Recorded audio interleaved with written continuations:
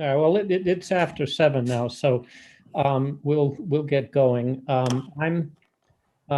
For those of you on here that don't know me, I'm Buzz Kenny. I'm chairman of the Township of Morris Environmental Commission. And we have, in my tenure, which has been the last 3 years, 2 years as chairman, we have struggled to fulfill our obligation to review land use applications. We have taken every opportunity to get better at this. Jennifer's organization has its annual training in March, which we attend every year, but we still just don't we still feel like we're operating in the dark. So to try and advance the ball, we've asked, and Jennifer and Chris have graciously consented to help us out. So Jennifer Coffey has been the executive director of ANJEC since, I believe, 2014. Yeah. And she is a past presenter on site reviews and knows her stuff. And Chris Abrapta is the Rutgers Cooperative Extension Specialist in water resources, and he's also a professor at Rutgers University's Department of Environmental Sciences, and many or all of you have experienced Chris on various stormwater and green infrastructure webinars in the last couple of years. So without further ado, I'll turn it over to Chris and Jennifer. Excellent. Thanks, Buzz. It's a great pleasure to be here tonight and to be able to meet with you all virtually. So thank you for doing that. Really cuts down on our carbon footprint and our commute time. So I hope that we can keep some virtual moving forward. I think there's a real benefit to that. So what we thought we would do tonight is I would go through a brief presentation on site plan application review from a 10,000 foot level. We can talk about some of the things you should look for. And then we thought we'd do a deep dive. Really grateful that Chris is here, and he spent a lot of time putting together a presentation to help us understand how to review stormwater, given the new regulations and the new ordinance that is effective as of March 2nd of this year. So that is a decentralized approach using green infrastructure. So it's no longer the big a dig hole and move all the water towards the big hole and try to get it to infiltrate. So I'm looking forward to learning a lot from Chris tonight as well. And then we thought we'd do some Q&A with you. And if we have time and you're still with us, we haven't bored you completely to death, we can pull up a site plan application and take a look at it if you would like to at that point. So, and then I will go and review a site plan application for a planning board meeting that I have on Thursday, because I'm also a member of my own planning board. And I think we've got quite a difficult one headed towards us. So I'm going to go ahead and, oh, why do I have so many screens open? Work on picking the right presentation to share with you this evening. Buzz, can I just confirm that we are recording this tonight? We are. Great. I would love to get a copy of this presentation if that's possible. We will endeavor to make it available to you, Chris, and all of the participants. Wonderful. Thank you. Thank you. So, yeah, let's see, that's my first slide. So let me tell you a little bit about ANJEC. I think most of the people who are with us tonight know a good bit about us. ANJEC is the Association of New Jersey Environmental Commissions, and we are a 52-year-old nonprofit now, and our mission really is to help municipalities make good decisions about the environment for their community. And we do that primarily by working with environmental commissions like you, but we also provide direct assistance and support to elected officials, and are pleased whenever planning board and zoning board members attend our trainings as well. And many, many of them do. I will say that I have been reviewing site plan applications for about 17 years now, not that I'm counting. And I'm still learning a lot about this. So if you say that, you're endeavoring to do this better and to do it more, I applaud you. These are not easy issues to wrangle with. There's a lot in there, and each one is different and challenging. So let me talk to you a little bit about ANJAC. I know most of you know us. I invite you to please join us this October for our 48th Annual Environmental Congress. It will also be our second virtual Environmental Congress. We do hope we can get together in person in 2022, but out of an abundance of precaution, we are having the event virtually, and because we needed to make that decision several months ago when life seemed even more uncertain. So the week of October 19th, we will be having webinars throughout that week. So stay tuned for the scheduling for that. We hope you'll be able to join us with many of your colleagues. Last year, we had about 350 people join us throughout the state.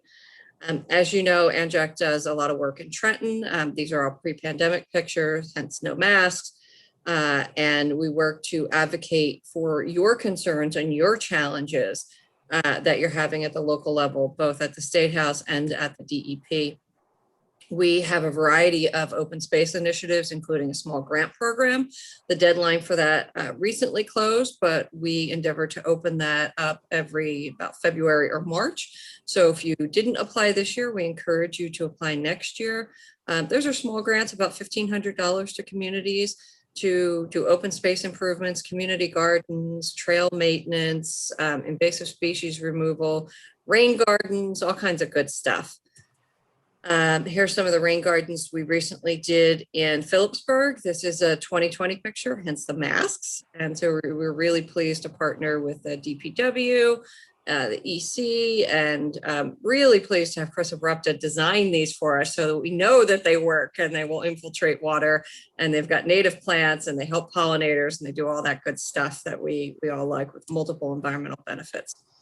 We are increasingly working with all of our initiatives, so stormwater, climate change, to look at how we can advance environmental justice. As you may know, New Jersey last year passed the strongest environmental justice law in the country. We're really proud of that. But even being the strongest, it's just the very tip of the iceberg to begin to right the overburden of pollution that more than 300 communities throughout New Jersey. So communities identified as OBCs, overburdened communities identified by census tract throughout New Jersey are predominantly low income, English as second language speaking, and minority. And they have a preponderance of air pollution, water pollution, much more so than their richer, whiter counterparts. And so we are asking ourselves in everything that we do, how can we work to right those systemic wrongs that we're suffering, not just here in New Jersey, but across the country, but we can make a difference here in Jersey.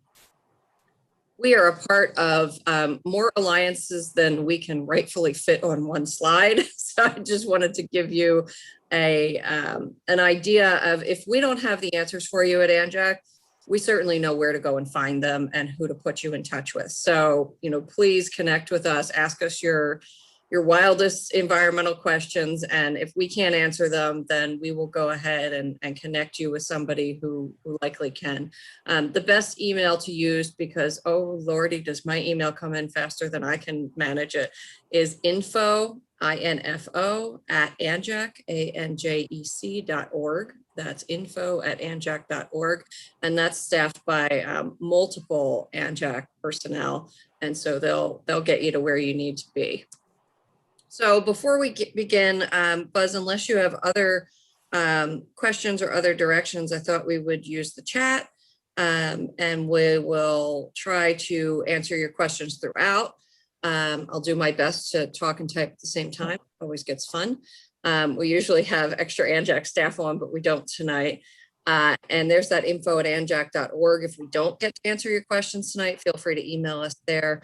I think what we'll do is we'll save the questions till after our presentations. Buzz, I'll defer to you if you want to take questions after my presentation, or you want to save them all until after me and Chris go.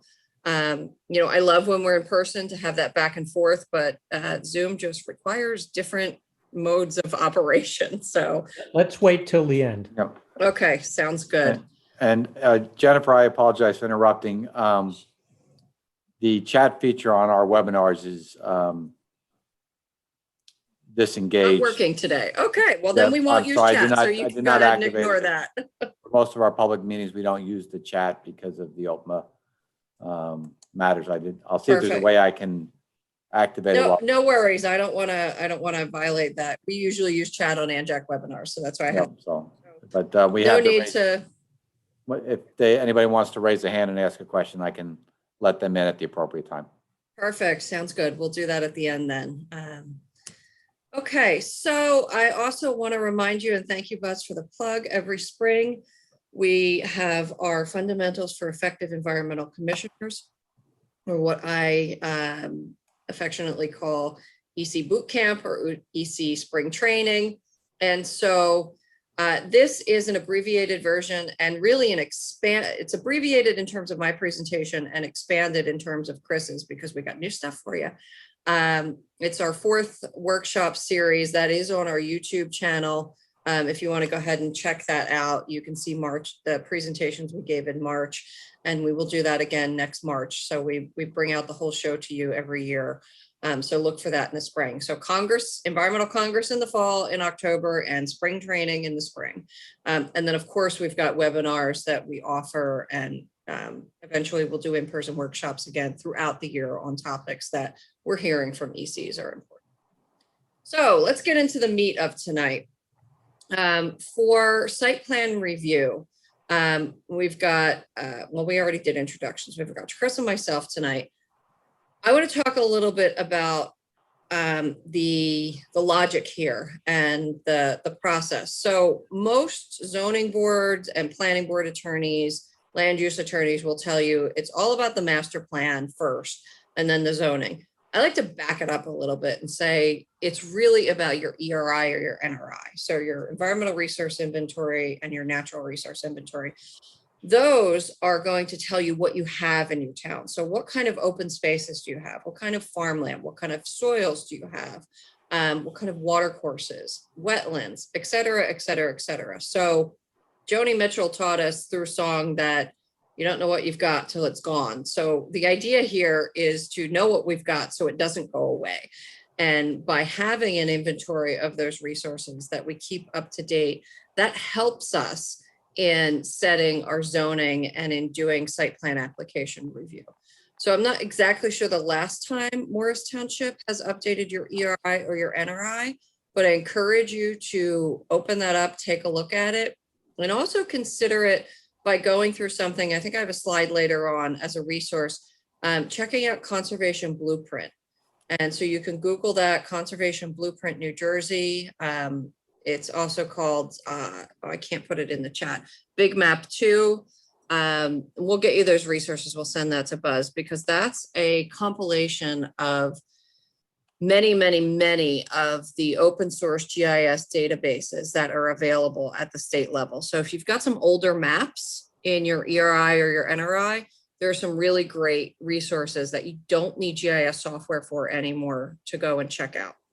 So you do your inventory, and then the idea is that your master plan is your municipality's hopes and dreams and visions for what you want to be and how you want to develop. It has no teeth. Your zoning and your land use ordinances are all teeth. So what the heck does that mean? It means that if a developer comes into a planning board or a zoning board meeting, or some municipalities call them your land use board, so I'll use those terms interchangeably. If a development application comes in and it meets all of your local zoning criteria for that particular zone, residential, commercial, industrial, a planning board member has to vote yes on that application. No matter how much I may squirm up on the DS because I don't like it, I hear the residents don't like it. If it meets the local zoning code, I have to vote for it as a planning board member because I have no standing. I am representing the township in a quasi-judicial capacity, and I have no reason to vote no. Now, If they want a variance of any kind, now we're starting to play ball. So now we can have conversations. And now if you're talking about a height variance of 5 feet, meh, call the fire department, see if it's okay. If you're starting to talk about buffers on streams or infiltration rates for stormwater, then we've got some issues because we've got environmental impacts, we've got public health and safety concerns. But just saying you don't like something, even though it meets the zoning code, it's never going to get you anywhere. If you don't want that type of development in a particular zone, you have to advocate to change the zoning. So in your land use ordinance, you're going to have all kinds of requirements. You're going to have height requirements, setback requirements, signage requirements, parking requirements. You're also going to have the things that I'm more interested in when I review a site plan application. Stormwater requirements, stream corridor requirements, slopes, lot sizes, septic system densities, all that kind of juicy stuff that I get really interested in. There are two things you want to look for when you're reviewing a site plan application. You can either have a site plan application, which is a development application, either development or redevelopment. And that can be for an individual lot, one house. It could be for hundreds of houses. It could be for a big warehouse. It could be for a number of items, or it can be a subdivision. And so they're simply looking to cut up the pizza pie and they want to create different lots. I don't worry so much about subdivisions because it means the development application is not coming forward yet, but one is coming. There's generally not a lot of resistance or needing to resist against a subdivision unless there's something crazy going on. If you've got perhaps a septic system density of one house per 10 acres, and you've got a 10-acre lot, and all of a sudden they want to slice it up into 30 different bits. You're like, wait a minute, that's against the zoning. But subdivision is just cutting the pizza pie up. Site plan is when you're starting to develop. You often get a subdivision site plan application that will come in together. So they're looking to slice it up and develop it at the same time. A site plan ordinance, sorry, where am I? Let me show you these first and then we'll go backwards. So this is a site plan. This is where you start to see buildings developed. You will have notes on the side of the plan. There's all kind, I don't expect you to be able to read this right now at this moment. There's all kinds of infrastructure. So you can see there's some roadways going in, something happening here with a box. I don't know if that's utility, maybe it's stormwater. We'd have to zoom in and look at it. This could be some kind of crazy shaped detention basin. So there's a lot going on. Subdivision is just slicing up the parcels, just creating lots. That's all you're doing. And a developer may come in and just want to develop one lot at a time as they get prospective people who are interested in the property. So there's a lot more going on with a site plan than there is with a subdivision. When you are looking at site plans, which is what I think the EC is interested in doing, and we really encourage you to look at that. There's a number of items you want to look for and pull out of your site plan ordinance. So you want to look at preservation of open space, what's going on with that. You want to, sometimes ECs look at traffic circulation. That's generally the purview of the land use engineer. You might want to look at lighting if you have a dark skies ordinance. You may want to look at wastewater and energy systems. You may also want to look at recycling and where are those located if it's a densely populated development. We can provide you, Buzz, I know you were interested in having a checklist of what do you look at when you're going through to review a site plan application. We can get you model checklists of what you should be looking for. You're going to need to pull the specifics from your own ordinances though, because one municipality's ordinances are very different than another municipality's ordinances, but we can get you a sample checklist. That's something we can do. So why the heck should an EC look at a site plan application when you have a developer's attorney, you have municipal attorneys, you have a municipal engineer, you've got the planning board or zoning board looking at this. So why should you even bother? Well, because often the planning board, zoning board, and municipal engineers and attorneys, and certainly the developers, engineers and attorneys, are not necessarily looking for the same kind of things that you would be looking at. They're not pulling from the ERI and the NRI to look at your natural resources that you have in the township and how can you possibly protect them. They're not necessarily looking to protect water quality through development. That can be done through construction and phasing of construction. They're not looking necessarily at the depth to groundwater, which I'm sure Chris will talk to us a little bit about. What's the depth to groundwater or the seasonal high water table in an area where you're looking to infiltrate stormwater? Because if you are intercepting that groundwater when you're trying to infiltrate water, you're simply creating a pond. You're not creating an infiltration basin or giving opportunity for water to soak into the ground.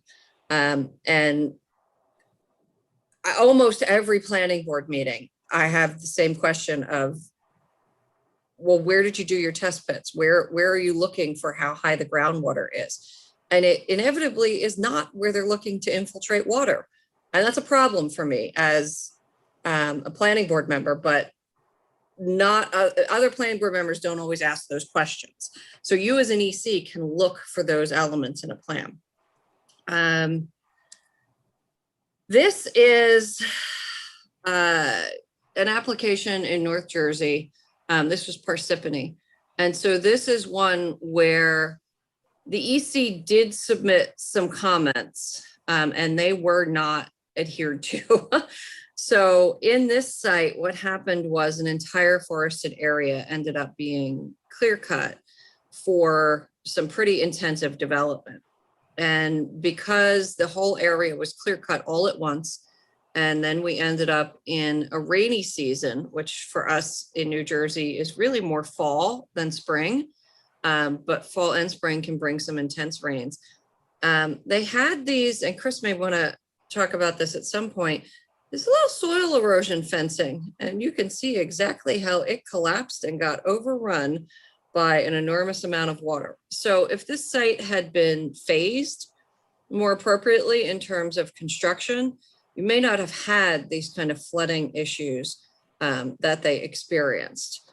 So your review on timing of construction, as well as what the heck is happening on a site, is critically important because planning board and zoning board are not always looking at those issues. When you are looking at what's happening for development, think grading, think soil disturbance. If you see landscaping, think about loss of native plants.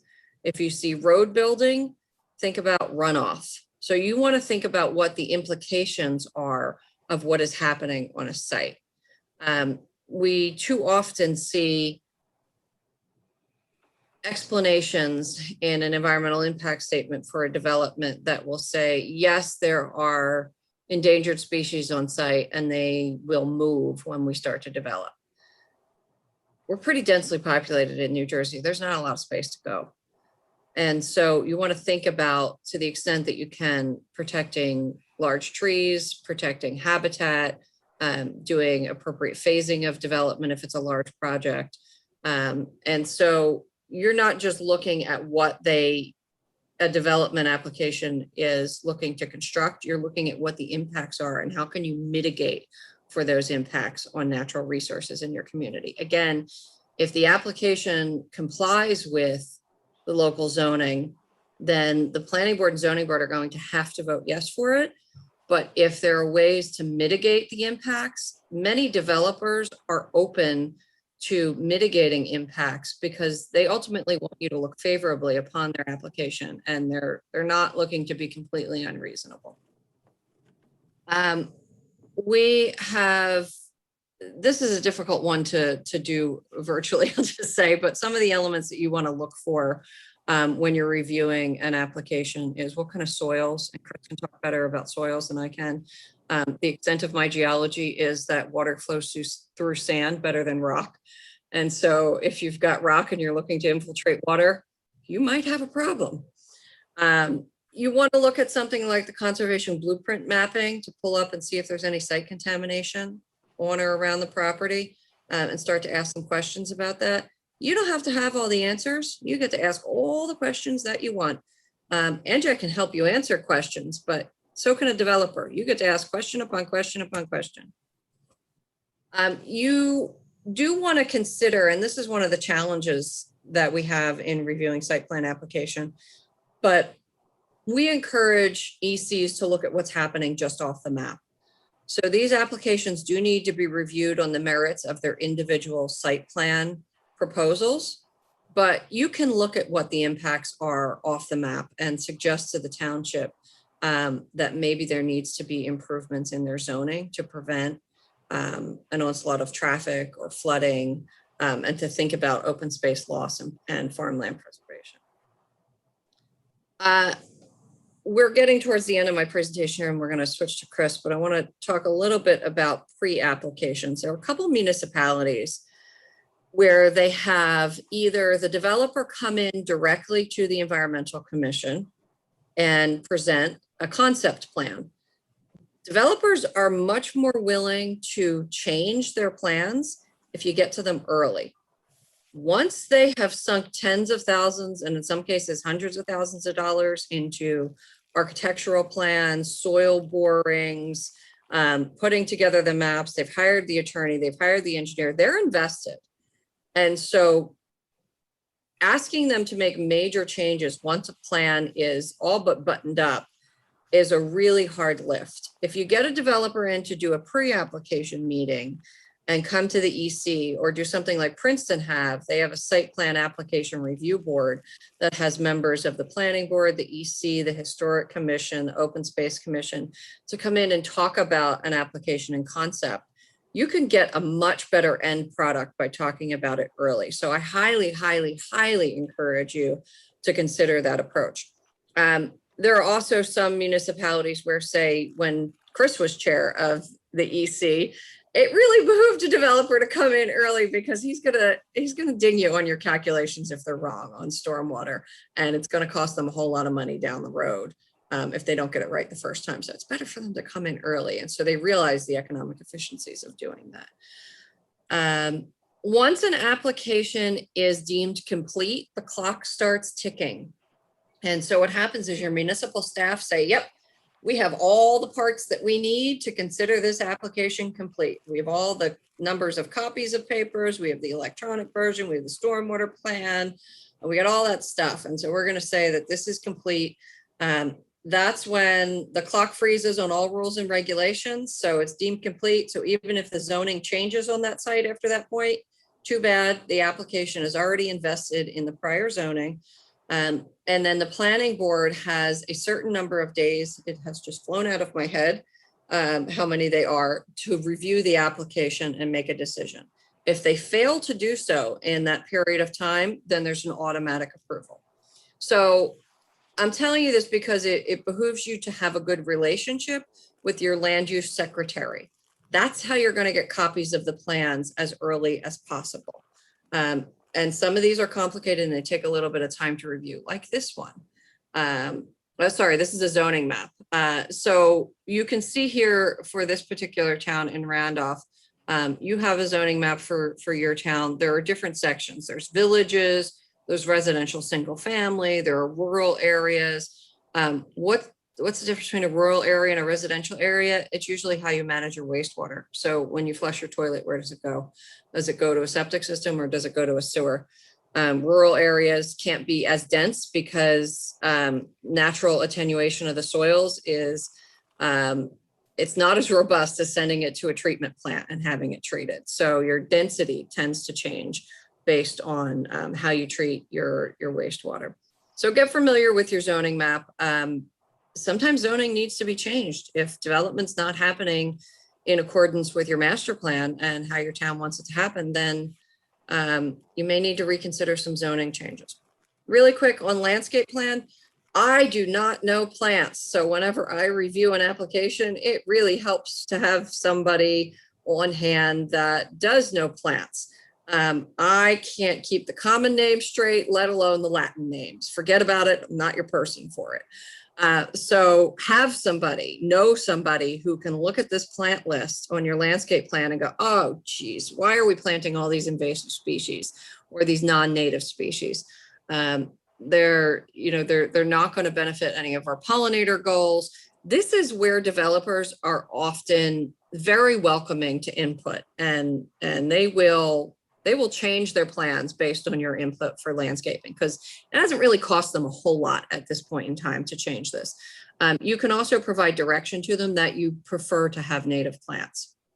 Again, this is we've got some Latin plant names, some common names.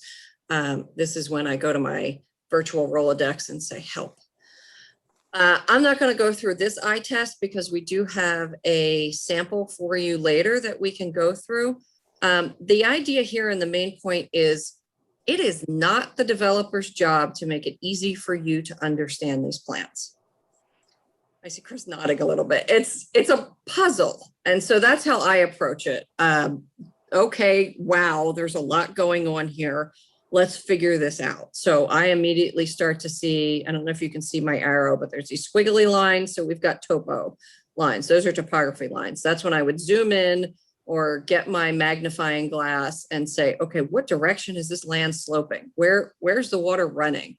What kind of soil do we have here? So I'm trying to understand not just what they're proposing to develop, but what are the underlying conditions there, and what are the results of what they're proposing to develop on those underlying conditions? So what's the puzzle and what's the story that these pieces are telling me? Same thing here. I'm not going to go through that with you. Quick note about wetlands. Municipalities cannot control wetlands. The only thing that you can do regarding wetlands, if you prefer, is you can pass an ordinance, not the EC, but you can have your township committee pass an ordinance that says before a development comes in for to be deemed complete. Remember, an application has to be deemed complete before the clock starts ticking for approvals. Before a developer comes in with an application, before it can be deemed complete, they have to have their wetlands LOI, letter of interpretation. That is the only thing a municipality can do with regard to wetlands. Otherwise, the state takes full control of wetlands interpretation and wetlands buffers. There's bupkis you can do about it. Site visit, we encourage you to do this.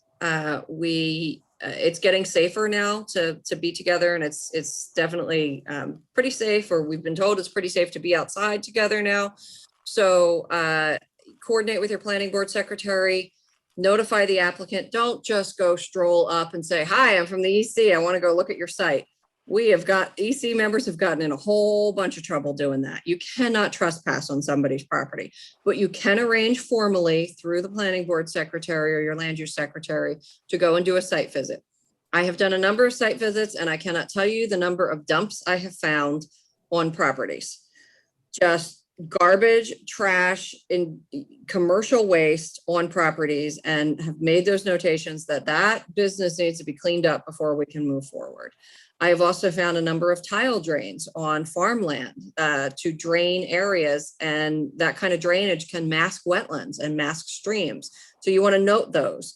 When you get out there, and literally looks like bits of clay pots, and you start walking on it and you're like crunching under your feet, and it's an unusual feeling. And so you go, whoa, something's happened out here with the drainage. Perfectly legal to do for agriculture, for growing, but the underlying conditions need to be revealed when you're moving forward with development, because we can cause all kinds of flooding issues. I'm gonna, I think, exit this. I want to get to Chris to talk about stormwater. We've talked about complying with ordinances. Your ordinances ideally are consistent with your master plan, but they're not always. Remember, the ordinances have the teeth. Master plans are hopes and dreams. I love hopes and dreams. They're all good, but the ordinances, that's your teeth. That's where you're gonna get compliance with what's being proposed. Write a report, put it in writing. It's almost like nothing in life or business is real unless it's in writing. Submit your EC report to the secretary for distribution to the planning board members. Have somebody go to the meeting and go through the highlights of your report. If you just go ahead and do the site plan review and, you put all this effort into it, but you don't communicate your findings or your recommendations, it's all for naught. So communicate those findings or recommendations. One of the first reports, if not the first report that as a planning board member, is a memo from our EC.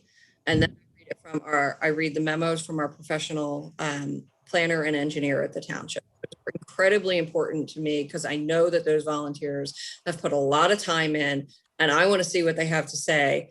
And I want to make sure that I'm articulating their concerns at the planning board level. So this is us. There's that email again, info@anjec.org. So go ahead and email us there. We'll email you back with our kitties and puppies on our laps and our laptops. So we're still working virtually and probably will continue to for the foreseen future because we like keeping our carbon footprint down. But that's, we are fully active and responsive to your needs. I hope that's somewhat helpful. And we're going to turn it over now. Chris has got an awesome presentation. I'm really looking forward to learning from. So, Jen, not a lot of Stormwater. diversity at Anjec there. What's that, like 12 women and 3 cats? There's only 1 dog even. I mean, come on. What's going on? Hey, here? I love dogs, but I'm allergic to them. So, I mean, maybe you should hire a guy every once in a while, I mean, we're not that bad, I think I just wrote you a check, didn't I? That's right. Well, I just want to show you one thing. I think Jen is right about the site visit. I'm on my environmental commission. I'm an alternate member because they're scared to make me a full member, I think. But we went out and did a site visit, and the engineer said, "Oh, that's just like a little ditch in this property. It's really nothing." And we went out there, it was 3 foot deep, 12-foot wide stream, basically, that they were trying to say was not important. And so it's really important to do a site visit. The other thing you need to do is you need to get one of these. This is my magnifying glass with the light on it. Oh, that's a fancy one. Every plan I get is 11 by 17. So it's 11 inches by 17 inches. It's meant to be printed out 24 by 36. I'm an engineer, so I know when we start doing these plans, they're very neat and very clean. And then as we add more and more information on, they become cluttered. They're hard to see. And it really, Jen's right. It's not really our job to make it easy for people to understand that. It's not intentional in a lot of cases. There's only so much room on that sheet to put everything that we need to put on there. So the magnifying glass is crucially important for that, because you're not going to get those big set of plans. So let me go through my stormwater presentation and then see if you guys have any questions.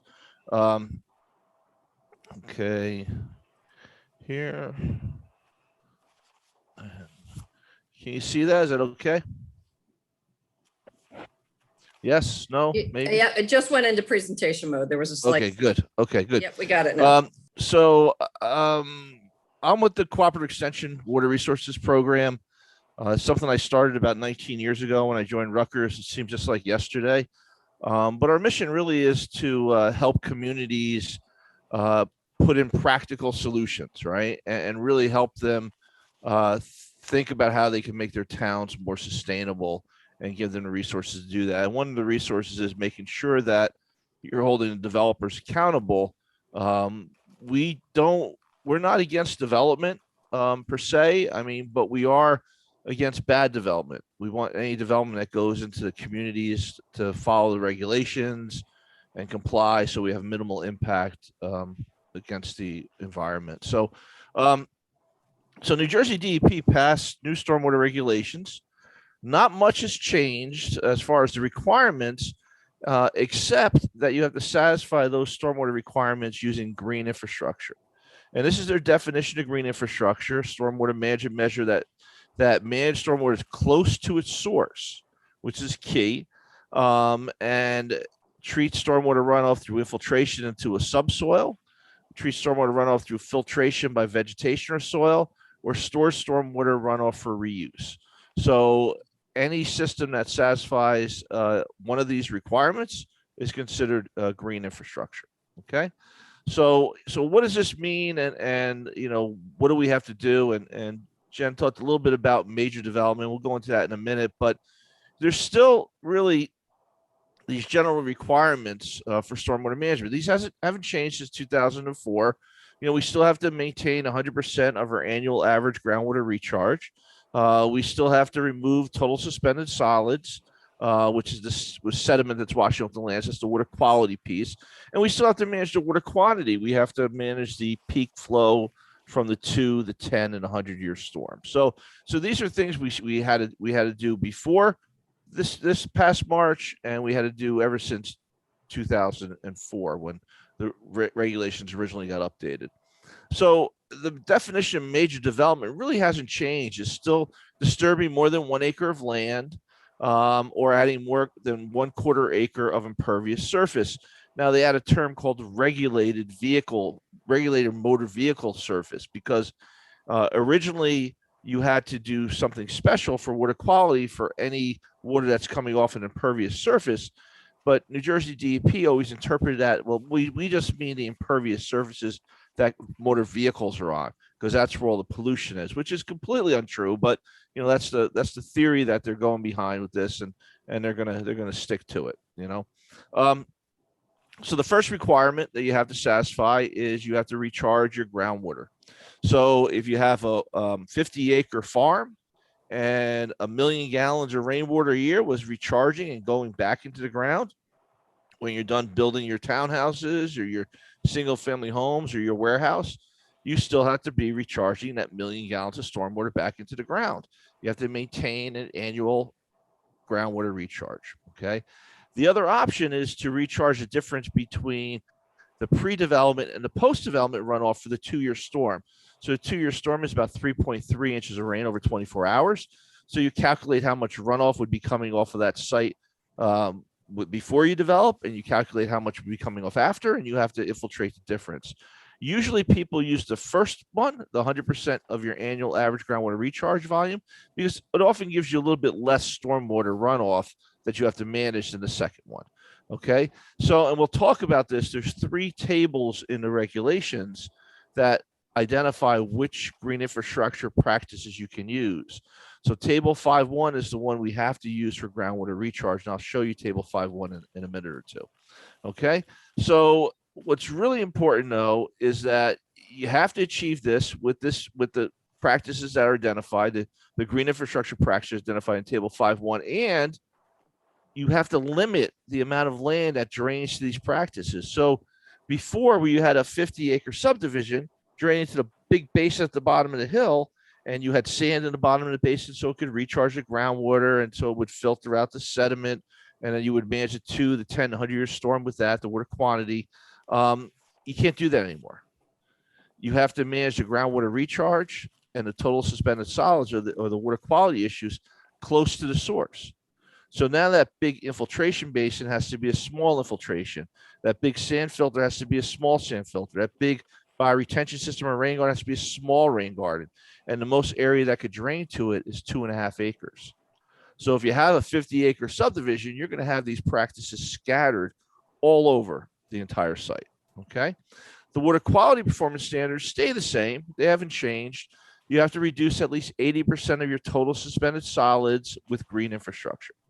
So total suspended solids is just a neat term for sediment, right? So usually you have to capture the stormwater runoff for the water quality storm, which is 1.25 inches rain over 2 hours, and filter it and remove 80% of the sediment from that. The other thing they have in here, which is they say they want you to reduce the nutrient loading to the maximum extent feasible. They did not take that out, but by using green infrastructure, you're actually achieving that a little bit better than you were before, when we didn't have to use green infrastructure. But the maximum extent feasible is a highly technical term, which if you're Kay Hovnanian and a developer, means something a lot different than if you're Jen Coffey, the head of Anjac. So the maximum extent feasible can be interpreted in many different ways. The way we get around that is we make sure that people are using green infrastructure practices that are designed in accordance with New Jersey DEP's best management practice manual. Okay. So once again, these have to be achieved by all the green infrastructure practices in table 5.1. And once again, they're small drainage areas to this, less than 2.5 acres in most cases. So now, once again, these systems have to be scattered throughout the entire development to manage your groundwater recharge, to promote groundwater recharge, and to remove the sediment and improve the water quality. Okay, the last thing is we have to deal with water quantity. Now, we had to deal with this before 2004 regulations. This was the original stormwater requirement in New Jersey that I think came out sometime in the 80s, 1980s. I don't know if you remember those days, parachute pants, disco. Anyway, so there are 3 requirements here, 3 ways to do this. And the last one is really the one that most people use, in which case you have to reduce the peak runoff to match the pre-development runoff. So in other words, if you had a 50-acre subdivision, a 50-acre lot that was all wooded, and when it rained and you got the 2-year storm, which is about 3.3 inches of rain over 24 hours, water would run off of that site. And maybe the peak runoff would be 10 cubic feet per second. After you develop that site, water is still going to run off that site during that 2-year storm, but that peak has to be reduced by 50%. So it can no longer be 10 cubic feet per second, it has to be 5 cubic feet per second. For the 10-year storm, which is 5 inches of rain, it has to be reduced by 25%. So if it was 100, it's got to go down to 75. And for the 100-year storm, which is a little over 8 inches of rain over 24 hours, it has to be reduced by 20%, which means it's going to go down from 1,000 down to 800. Okay, so this is kind of what we're looking at. So not only do you have to manage the peak flow, you have to reduce it to less than what it was pre-development. So it's a really good standard, right? But this actually has nothing to do with water volume. This says, well, you just have to reduce the peak. You can let a lot more water go off the site, but you have to reduce the peak. So the other 2 requirements, the groundwater recharge requirement, requires you to keep that water on the site. So now you're managing volume and peak runoff rates. Okay, and this is something we always had to do. Now you can use table 5.1 for this, or they have another table 5.2 that you're allowed to use for this. And here's these tables. Okay, so this is table 5.1. This is the one that we always have to use for groundwater recharge and for managing total suspended solids. Now, there's an important requirement you need to think about for groundwater recharge. Okay, if you say you live in Hunterdon County, and your soil's all clay, all shaly, and you've got a 50-acre site, and you want to develop it, and because the soil is so lousy, there is no groundwater recharge. So you have to maintain the same level. So if there's no groundwater recharge before you develop, there doesn't have to be any groundwater recharge after you develop. Okay, so and that happens quite often in New Jersey because we do have some really lousy soils in the state. Now the question becomes, as an environmental commissioner, is are you sure that you're not getting any recharge now? So there's 4 soil types that we have in this state, and they're pretty simple. There's soil type A, B, C, and D. So these are hydrologic soil groups is what we call them. And obviously the A soil is the best because when you get an A in my class, you're doing really well. And the D soils are the worst, right? So an A soil would be very sandy, like the Jersey Shore, where you just keep dumping water on the ground. It keeps going in and in and in. It's great. A B soil, it infiltrates pretty well. C soil, not so well. D soil, very little infiltration. Okay. So often what a developer comes into, and this happens maybe every other time I see a project, a developer comes in and says, well, we looked at the soil classifications and it says it's soil type B, but we believe it's more soil type C. And that change from B to C means they have to manage much less stormwater runoff. Okay. And there's ways that they have to test and verify that the soil is a C and not a B. And a lot of people don't do that. So you have to be very careful about that and ask them, have you verified that? Have you followed the procedures in the New Jersey DEP best management practice manual for stormwater to verify that that soil is not a B, but it's a C? A lot of times they're trying to go from B to D, which means they don't do any groundwater recharge, which is a lot worse. So anyway, so this table is showing you green infrastructure practices. These are all the green infrastructure practices on the left. This is only part of the table, but you'll notice there's 4 columns on top. First column is TSS removal. So this is the water quality, this is sediment removal, and the requirement's 80%. The second column is stormwater runoff quantity, which is managing the 2, the 10, and the 100-year storm.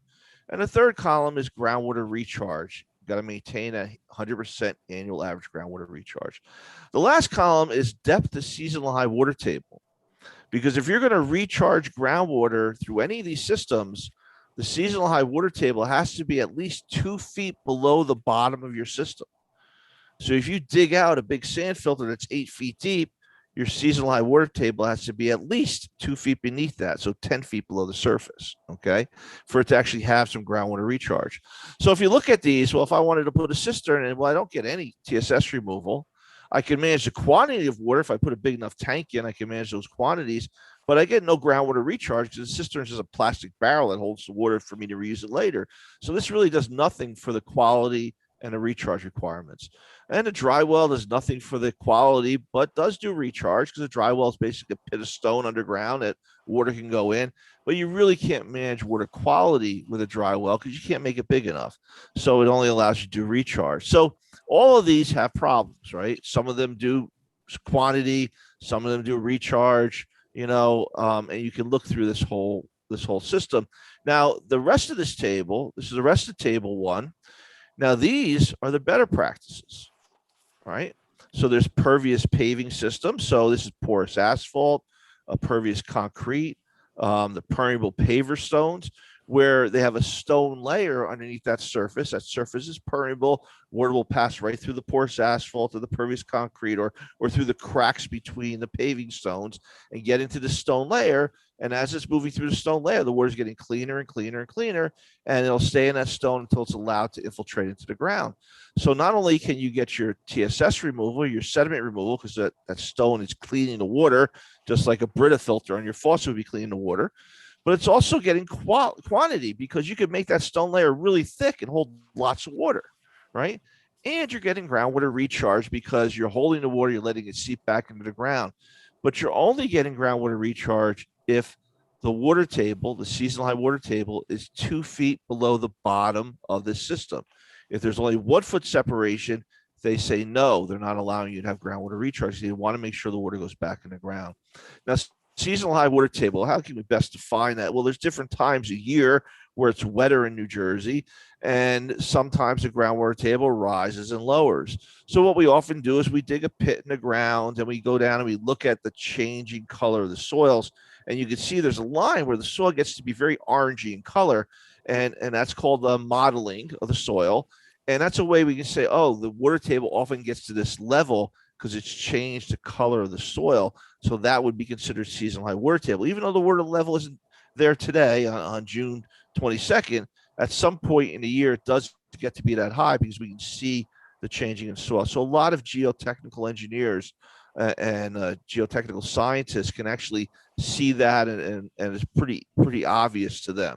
Okay, so that's how we determine where seasonal high water table is, right? Now, the other systems on here, a small scale bioretention system. You often know this as a rain garden. Once again, 80 to 90% TSS removal, can manage quantity, can be designed big enough to hold those bigger storms, and can recharge the groundwater.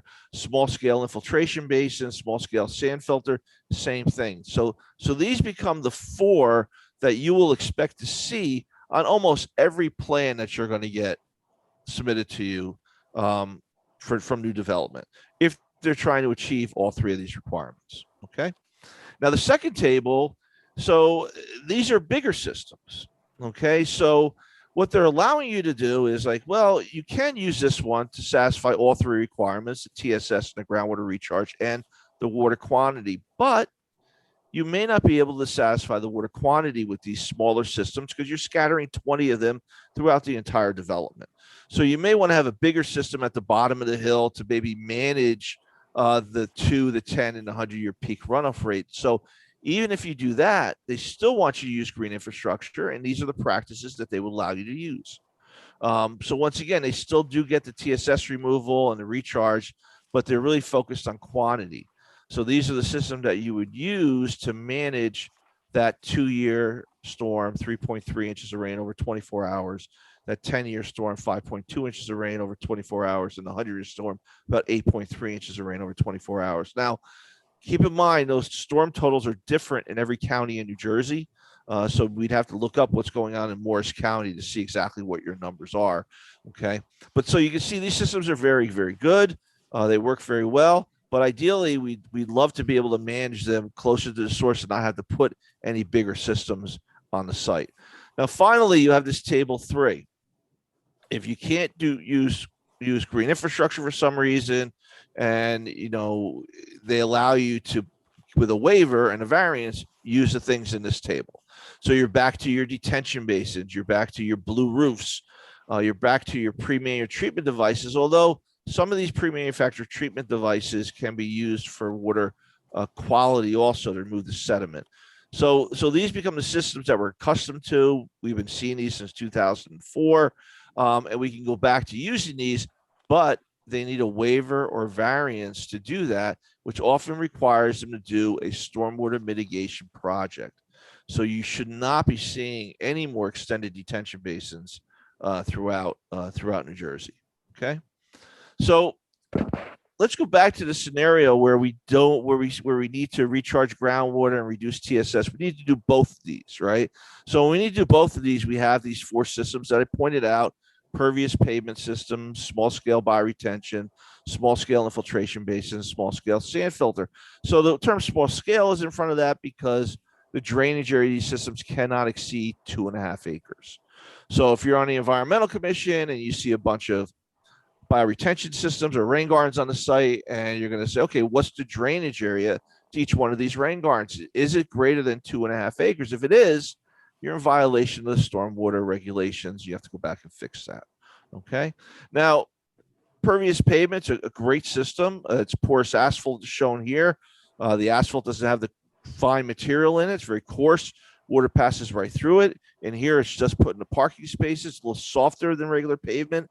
So we only use it in the parking spaces. So the water will go through right through the parking spaces into the stone layer, into the ground. There's pervious concrete, which you can see in the upper right-hand corner. There's these paving stones here where water can get through these cracks and actually get in there. The center one is the concrete, and this is the asphalt. And you do have some of these grass pavers that are also considered permeable pavement. And here we talk about some of the advantages. Now you can see it talks here about the stone has a void space of about 40%. So what that means is for every 2.5 gallons of stone, I can store a gallon of water, right? So depending on how much water I'm going to store will give me how thick this layer needs to be under the parking lot. I actually was up in Vermont, and they had a porous asphalt parking lot at a Lowe's and a Target, and they had 8 feet of gravel under that parking lot. And I was like, wow, that must have been really expensive. And they said, well, no, because the whole thing is built on top of a mountain. So when they were leveling the mountain off, they had all the stone, so they just crushed it up and they used it in the bioretention system. But they're storing a lot of water in that system and letting it out slowly after the storm. There, obviously, they don't need to do groundwater recharge because it's all on bedrock, but they do have to hold the water and release it slowly. What's nice about this, too, is that the asphalt breathes because it's porous, so you doesn't heat up as much, so you lose some of that heat island effect that you see in urban areas where the black asphalt holds the heat for a very long time. The other thing that happens is you can salt this stuff.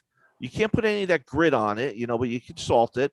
And when the ice melts, the water goes right through the asphalt into the stone layer. So you never get any black ice on this. Because what normally happens is the snow will melt, it'll sit on the surface, it'll refreeze, and you'll get black ice. Here, when the snow melts, it goes right through the pavement, right into the stone layer. You don't get that black ice. So it really can help with the liability issues too. Here's a parking lot we did in Clark, New Jersey.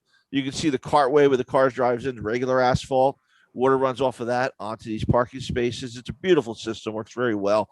Clark has a lot of clay in it, so we don't get a lot of infiltration here, but we have a lot of storage underneath this parking lot. What was nice too is that you'll notice when you look at this, there's no catch basins here at all. They didn't have to put catch basins in because the water goes right through the asphalt. So we didn't have to put any catch basins or piping in for this. So we saved money on that end of it, even though putting the extra stone under the parking lot may have cost a little bit more. So here's pervious concrete. This does not look like regular concrete. This looks a little bit like a Rice Krispie treat. It's a little bit puffier and a little bit popcorny. The problem with pervious concrete is you cannot salt it for the first year because the salt will break up the surface. So you have to be very careful when you salt it and be very cautious about that. Permeable pavers, if you're in a wealthy community, some people might be able to afford this. These tend to be much more expensive, very beautiful. but work the same way. Water gets through that cracks. Now these cracks between these can clog. So every once in a while you'll have to clean out those cracks and maybe replace the stone that's between them. But you know, they work very well. And then we have these kind of grass pavers. These are concrete blocks that are 1 foot by 2 foot with these diamonds in the middle. There's about 6 inches of stone underneath this. Sometimes you fill those diamonds with soil and grass seed. Other times we just fill those diamonds with a gravel stone so water can pass through it. What's really nice about this is great for emergency access roads. You can drive a fire truck over this and it holds up really, really well. Okay. Small scale bioretention systems, once again, commonly known as a rain garden, just really shallow landscape depressions. You can fit these into any landscape, which makes them very beautiful for what we're trying to do with stormwater management, and they can be very beautiful for the property. So now, instead of selling that ugly lot that has no trees on it, because it used to be a farm, now you had to put in a bioretention system. So now you're selling a landscaped lot. So maybe the developer's getting a little bit more money for that, even though he had to put that system in anyway. So here's one that was done at a school. You can see they use an existing inlet here as the overflow. Here's one that was done at an intersection in Camden. This used to be an old abandoned gas station. So this is kind of in the winter. Things are just starting to come out now. And then you can see here's one at the library. Look how beautiful that is, right?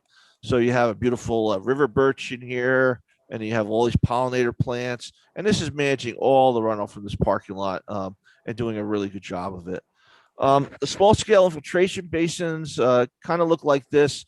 So they have about 6 inches of sand in it. Okay, so that's what infiltrates. The problem with these basins is that there needs to be maintenance on this. We use these sand systems come from wastewater treatment. But in wastewater treatment, we have water underneath here that we can percolate up through the sand to kind of flush out any pollutants or any debris that's caught on top here that may be clogging it. So if you have a swimming pool, you know you have a sand filter for your swimming pool, you have to backwash that every week, you know, so that it doesn't get clogged up and continues to function properly.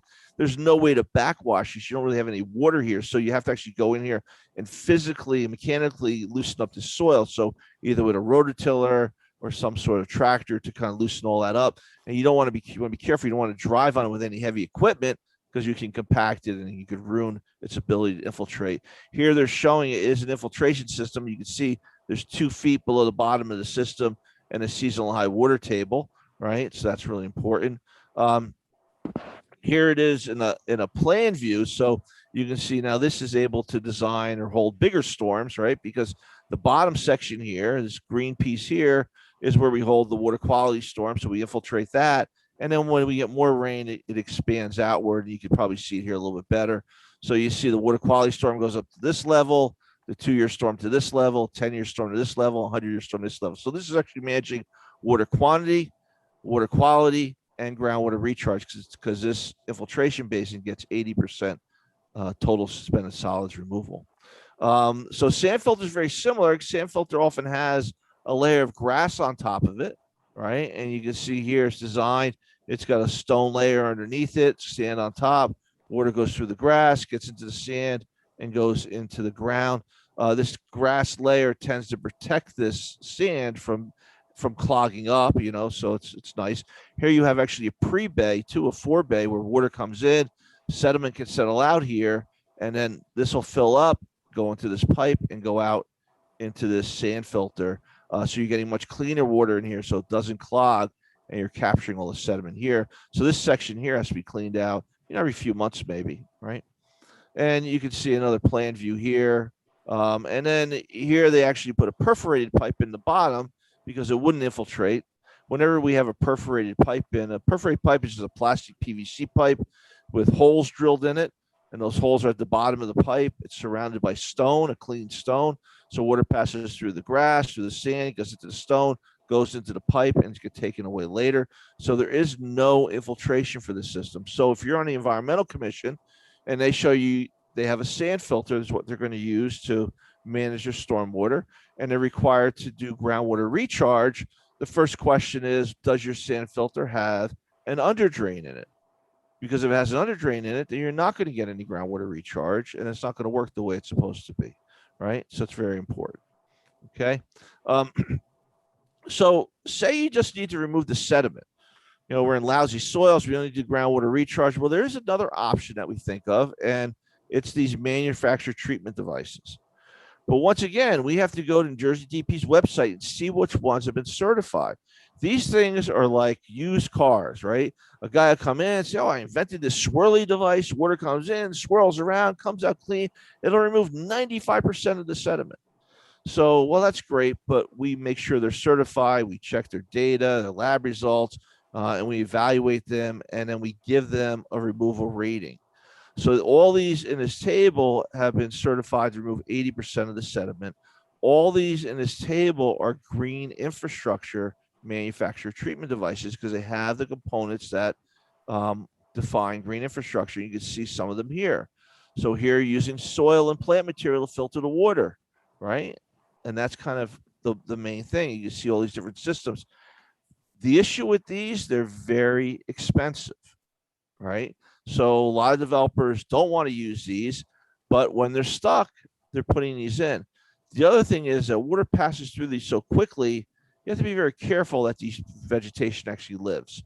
There was one in Parsippany at the police station where they had something like this, and they had a tree in it, and I think they replaced that tree 3 times before it finally survived. You know, because the water just kept passing right through. The soil was not saturated enough to maintain the tree. So those are the things that we talk about when we think about green infrastructure practices, and that's kind of where I'm going to stop. And I'm going to leave that here for Jen to answer all the questions, and I'm going to go have dinner. No, wait. Okay, maybe not. So, Yikes. This should be fun. okay. So what questions? Chris, do you that guys was have? great. That Any was awesome. questions or comments? Excellent. Great. Jennifer, do you want me to start opening up for the questions? Yeah, that would be great. The first question we have is from Kathleen Cacavel. Kathleen, you should be able to talk. Ah, Kathleen, thanks for joining us. Me again. So I have a question about the lifespan of some of these devices, especially in relation to total suspended solids. I would think that over time, the total suspended solids that are being captured would clog the system.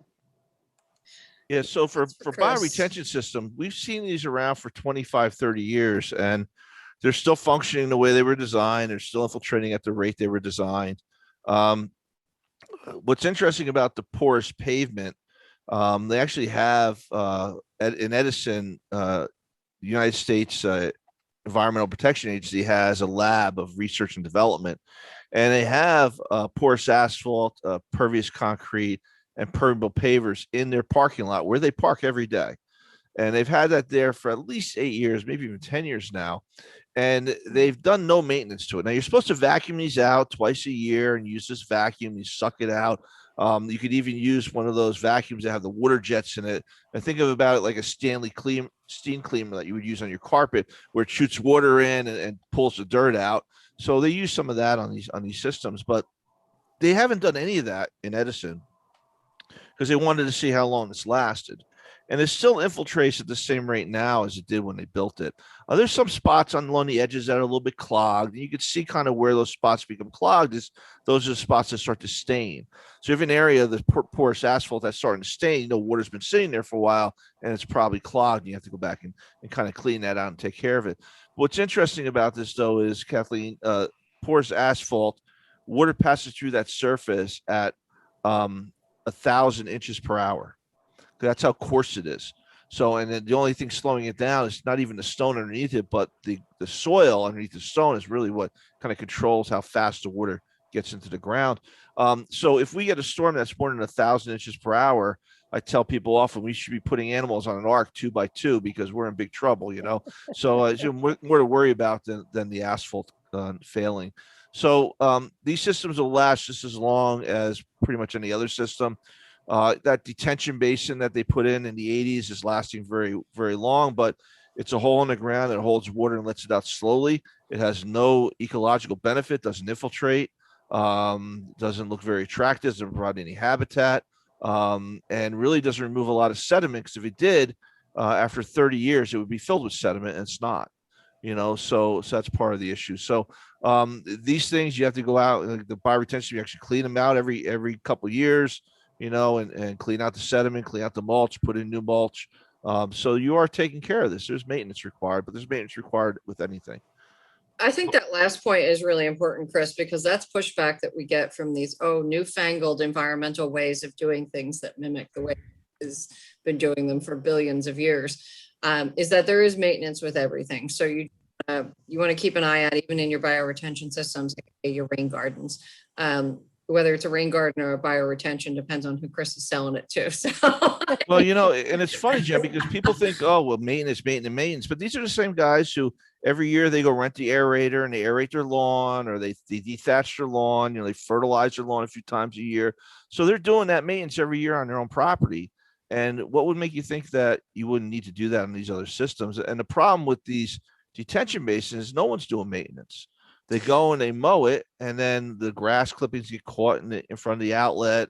Sediment gets caught in that low flow channel, and they clog up, and they become mosquito breeding pits. So, and they're supposed to. So that's where we often get into some interesting conversations when I'll get pushback from a township, and they'll say, "Oh, well, this requires maintenance," and I say, "Well, you're mowing and you're cleaning out your low flow channels, and as per your MS4 permit on a regular basis." Right. And they go,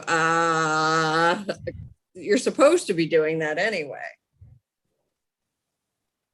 All right, so it looks like Buzz has a question. I can't see, maybe I can see all the participants if I change my screen. Buzz, you can go ahead. You don't.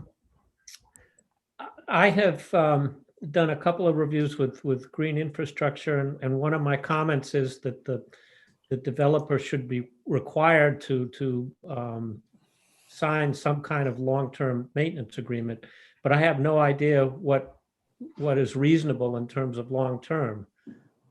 Is there a standard that can be followed? Well, when we build stuff, and Jen knows this, we do a lot of projects throughout New Jersey where we get grant funding, and we build rain gardens at libraries. What happens is we usually sign a memorandum of agreement with the town. So if we came into Morris Township, you want to rain guard the library, and we had some grant money to be able to do that, we would sign an agreement, and it would say, here's what Rutgers is going to do, here's what Anjac's going to do, here's what the township's going to do. And often that agreement says we'll come back after the first year and maybe even the second year and help you guys maintain it. Because what we found with bioretention is the first 2 years maintenance is key. If you can keep the weeds under control the first 2 years, the plants become very mature by the third year, kind of chokes out the weeds on their own. So it requires much less maintenance in years 3 and beyond. But it's really the first 2 years that require a lot of maintenance, because now you're replacing plants that might not have made it. You're making sure the weed seeds that got in there when you were building it are now gone. So that becomes really important. I think a lot of towns will have to go, as these systems are being built by the township themselves. They'll have to hire a landscaper who's been trained on how to do this. And we're actually doing right now, we're doing some training up in Newark. There's a National Green Infrastructure Certification Program where you take 35 hours of training, you take a test, and you get a national certificate that you can build these, inspect these, and maintain these in the appropriate way. So we're trying to train people on how to do that. I think whenever you're in a homeowners association, it's going to be a big difference now, because it's not going to be the one basin you have to take care of. You're going to have to go take care of all these rain gardens because they're part of the stormwater system. And my question was, when Gabe and those guys at DEP were writing these regulations, I said, who's going to go out and inspect these and make sure they're all working properly? What tends to happen right now is the township is required to ensure that all stormwater facilities in the town are being maintained or operating properly, whether they own them or not. Okay, so the homeowner association is required to send a note to the town saying it was inspected. Here's the inspection report. Or the town's required to go out and inspect it themselves. At the end of the year, they sign a certificate saying that all the basins and all the stormwater infrastructure is being maintained appropriately. It's all working. So now you have these developments where you're going to have 10, 20 different rain gardens in it. Who's going to go out and inspect those, and who's going to make sure all those are working properly? So that's the big question I have. I'm not sure what the financial burden is going to be on the town as they move forward with these kind of things. But, I guess we'll see. And hopefully by the time all of it, hits the fan, Buzz, I'll be retired. I don't have to worry about it anymore. You guys, That's why we bring you in officially as an ANJAC consultant. there you go. And you Got can be it. staff. Chris, I can tell you, I already am. It doesn't stop. It doesn't stop. I know. Yeah. So I would just add to Chris's answer, and I will defer to your municipal attorney if she or he, objects to this. But generally, a 2-year performance guarantee is acceptable, and that gets you the first 2 years, which are the most important if you're dealing with bioretention systems. So you get your root base, established, and your plants become healthy. Obviously, crazy things can happen, blights can happen later on, but if you get those plants well established, you're in pretty good shape. So a 2-year performance guarantee, and there's also a limited time that the municipality can hold money in escrow. And so whatever your municipal engineer defers to on that, I'm just blanking on the amount. There's so many deadlines in my head. So I'm not sure if it's 12 months, 18 months, or 24 months, the municipality can hold money in escrow. And so that's really the incentive for the developer to go ahead and take care of those, those green infrastructure facilities. The township, as Chris said, or the municipality is ultimately going to be responsible for inspecting and maintaining those facilities. And that is done through the MS4 permit, which we didn't get into tonight, but the municipal separate storm sewer system permit, 4 S's. And there's an annual checklist that municipalities have to submit an annual report to DEP. As an EC, you can request a copy of that MS4 report that they give to the DEP. It is one of ANJAC's goals in the next round of conversations with the DEP on the MS4 permit, again, separate storm sewer systems, to require that those reports be available online. There's no reason why we should be dealing with paper in 2021 at this point. Why aren't they online? So that it's more accessible. I would love to see ECs be engaged in seeing and monitoring and mapping of green infrastructure facilities so that it becomes, less of a secret where these facilities are. So the more sun you can shine on where these things are and when they're being inspected, the better we're going to get with compliance.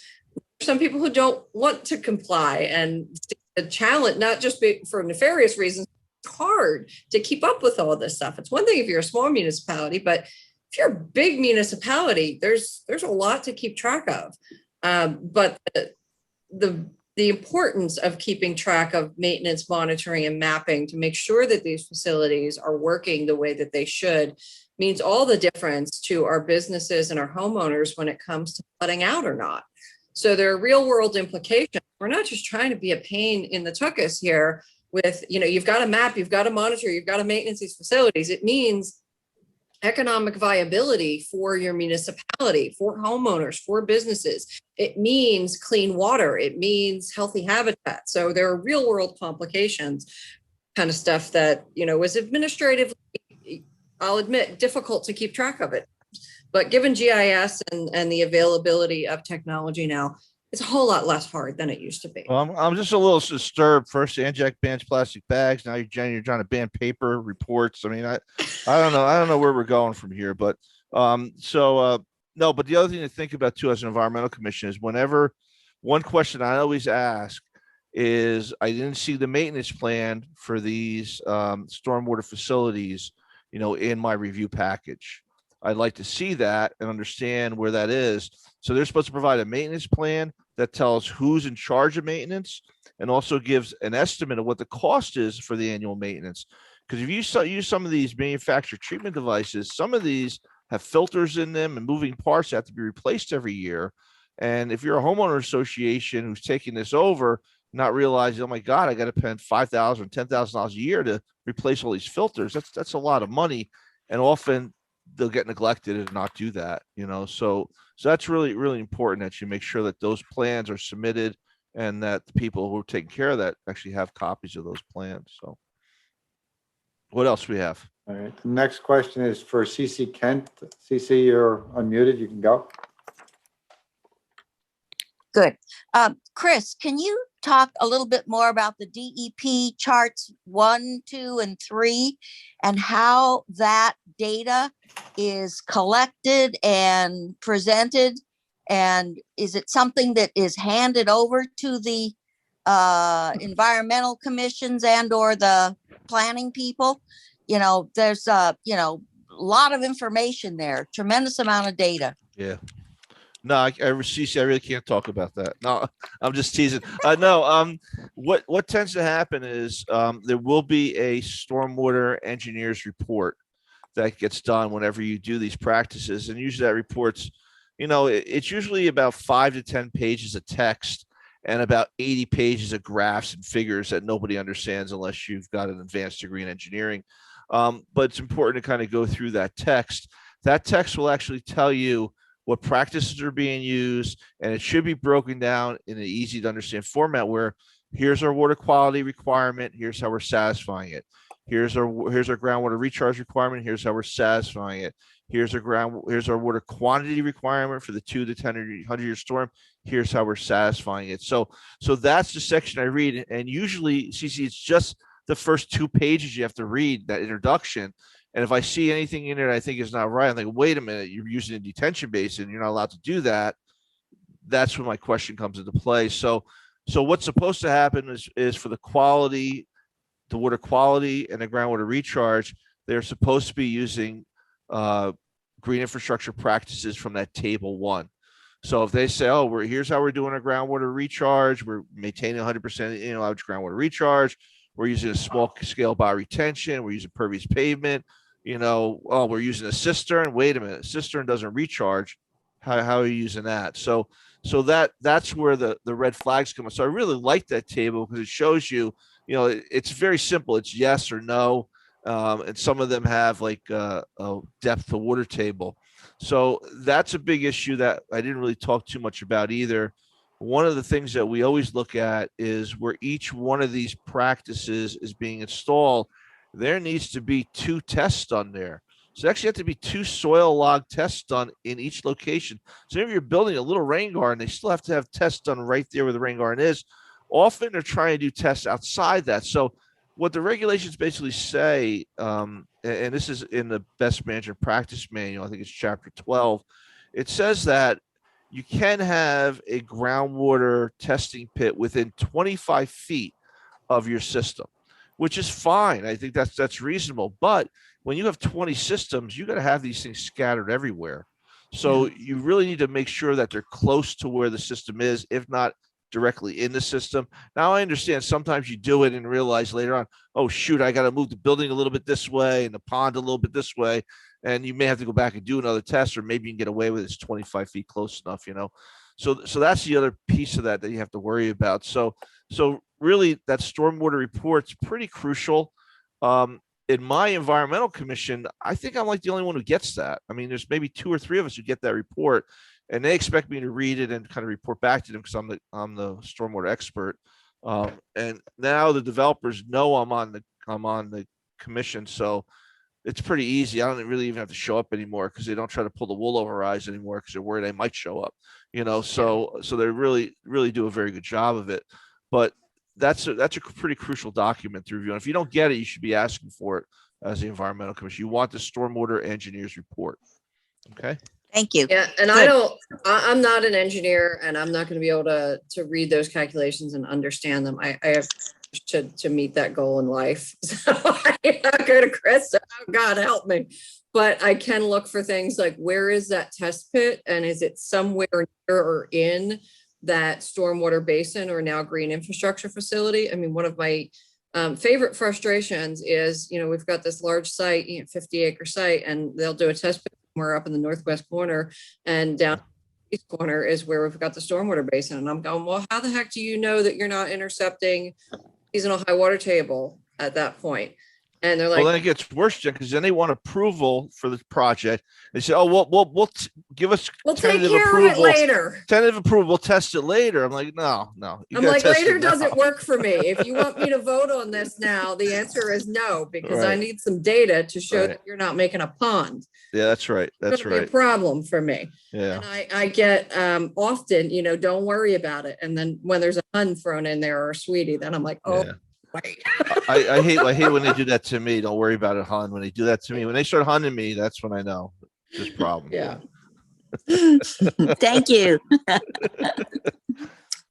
If anyone else has a question, please raise your digital hand. For those who don't know how to do that, there's a pop-up bar at the bottom. So if you scroll down, you'll get a bunch of options, and it looks like there's just a raise hand button. Sometimes it's hidden under reactions. I think it's right there, raised hand. Yeah, it is. Yeah. Well, and I guess there are no more. We will make the recording of this available. And I want to, on behalf of the Township Environmental Commission, I want to thank both Jennifer and Chris for an excellent presentation and a lot of food for thought. And hopefully we can do a better job of looking at this stuff in the future. It's all practice. You see Yeah. every time you do it, and you learn over time. And you could always ask Anjak for help. And the other thing is, I would just go to this presentation, print out those 3 tables, and have those in front of you. So when you're going through the report and you say, wait a minute, that's not one of the practices listed here in the table, or if they tell you they're going to use a pre-manufactured treatment device, it's not in that list that I gave you. The first question is, where'd you get this device? Is it certified? Does it meet the requirements? Because that becomes really important. There's a lot of those devices are very tricky, and some of the guys are really not very reputable trying to sell those things. So I'm gonna be very careful about that. And we'll get you a checklist, because there are lots of things to think about. I know it seemed a while ago now, but you want to look at, are there any wetlands on the property?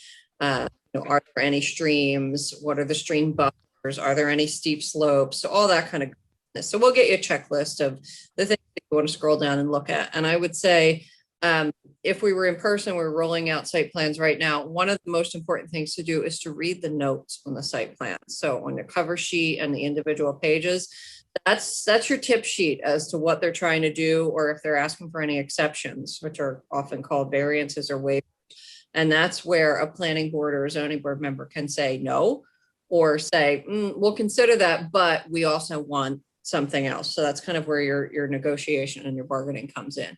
Because again, if they meet the zoning requirements, it's all but game over at that point in time. But if they're asking for exceptions, variances, that's when you have that conversation about, we'll give you a little extra density, but we want more stream buffer on this area. Well, I've seen a lot with the wetland buffer averaging too, Jen, that they do. The wetlands are supposed to have a 50-foot buffer on average. So some places 25 feet, some places 75 feet. And often where it's 25 feet, that's where it should have been 75 feet, because that's the more endangered area, So, often kind of looking at that and trying to call that out and seeing if you might be able to get a little bit more out of them because of that, They're allowed to average, but sometimes it doesn't come out really that right. With wetlands, ECs could weigh in directly with the DEP, but certainly if they're looking to average on a stream corridor, that's where you maintain municipal control. Right. And that's where you can say, I don't really like the way this is going over here. That's Yeah. You could have that conversation. So we'll get you a checklist of things that you run down and look at, but every plan is a puzzle, and it's seek and find to figure out what's happening on that plan. So, and I appreciate you guys recording this, because I'm going on sabbatical for the next 6 months. So anybody asks me a question about this, I'm going to say, call Buzz. He's got the recording. We're just going to put you on a loop. Just go from there. Yeah. So Enjoy your sabbatical. We will make it available. And again, thank you both. This has been very helpful. okay, take care. Pleasure. Thank you. Take care, everyone. Have a great night. Thanks for having us. Thank you. Thank you. Bye. Take care. Bye-bye.